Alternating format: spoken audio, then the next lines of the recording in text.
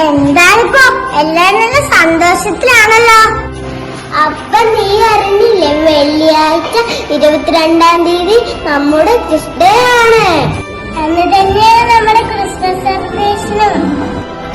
അപ്പൊ ക്രിസ്മസ് നല്ല മധുരമുള്ള കേക്ക് കഴിക്കാലോ.